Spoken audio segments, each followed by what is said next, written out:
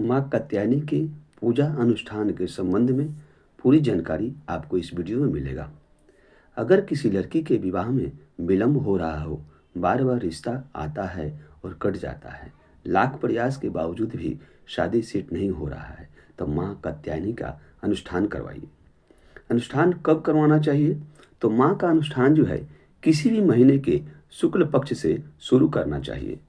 अगर दिन सोमवार हो, बुधवार हो, शुक्रवार हो तो श्रेष्ठ है। तिथि अगर एकम हो, पंचमी हो, षष्ठमी हो, अष्टमी हो तो अच्छा है। कोई शुभ योग हो, जैसे कि सर्वार्थ सिद्धि योग हो, रवि पुख योग हो, गुरु पुख योग हो अथवा नवरात्रि हो तो और भी अच्छा है। कब नहीं करना चाहिए? तो देखिए, खरवास से शुरू नहीं करना चाहिए, रिक्ता तिथि से शुरू नहीं करना चाहिए, शनिवार मंगलवार से भी, और सूर्य ग्रहण चंद्र ग्रहण हो इस दिन से शुरू नहीं करना चाहिए। ठीक है।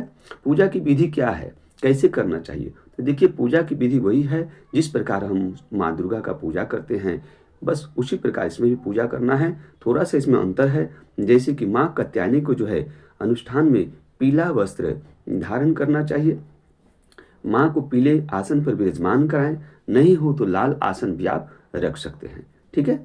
और पीला फल फूल मिष्ठान चढ़ाइए। माँ को मधु का भोग लगाना चाहिए, मधु का अर्पित करें, और माँ को मीठा पान भी चढ़ाना चाहिए।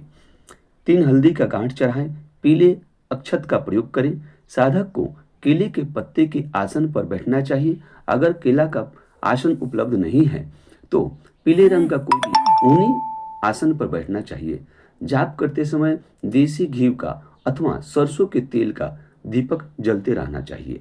ठीक है। साधक के मुंह में पान रहना चाहिए। जब जाप करें तो मुख में पान रख करके करना है।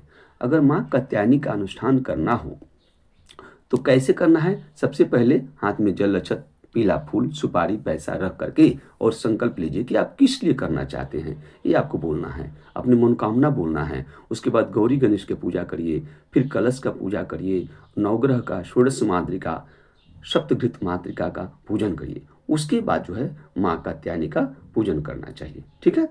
अब आते हैं कि जाप कितनी संख्या में करना चाहिए। तो देखिए, जाप का नियम तो है 1.25 लाख का। अगर 1.25 लाख आप नहीं करवा सकते हैं तो कम से कम 41,000 जाप जो है जरूर करवाएं। ठीक है। जाप में कितना दिन लगता है? तो देखिए, आपके करने के ऊपर निर्भर करता है कि कितना दिन में आप करते हैं। जाप जो है एक दिन में आप जितना करेंगे उसी के अनुसार से आपको डेली करना है। तो ये आपको देखना है। जैसे मान लीजिए कि अगर एक दिन में 1000 करते हैं तो 41 दिन लगेगा, अगर 2000 करते हैं तो 21 दिन लगेगा, अगर 3000 करते हैं तो 14 दिन लगेगा, अगर 4000 करते हैं तो 11 दिन लगेगा। तो आपके ऊपर निर्भर करता है कि आप एक दिन में कितना जाप कर सकते हैं। और अगर आप पंडित जी से करवाते हैं तो पंडित जी आपको बता देंगे कि कितना दिन में करेंगे। इसमें मंत्र क्या है, कौन सा मंत्र का जाप किया जाता है? तो देखिए, कात्यायनी में 2 मंत्र मुझे आपको दे रहे हैं। कात्यायनी महामाई महायोग निधीश्वरी नंद गोप सूतम देवी पतिम कुरुते नमः। दूसरा मंत्र है कात्यायनी महामाई महायोग निधीश्वरी देही देवी पति श्रेष्ठम शुभ्रम शीघ्रम नमस्तुते। ये 2 मंत्र है। दोनों में से आप किसी भी मंत्र का जाप कर सकते हैं। ठीक है। अब आते हैं हम आगे कि इसमें खर्चा कितना लगता है। बहुत लोग पूछते हैं कि पंडित जी इसमें खर्चा कितना है। तो देखिए, खर्चा का कोई उरंत नहीं है। कोई भी अनुष्ठान करवाने में कहाँ पर करवाना है, स्थान, समय और जजमान की स्थिति के ऊपर और ब्राह्मण के दक्षिणा के ऊपर निर्भर करता है। हर ब्राह्मण का अलग अलग दक्षिणा है।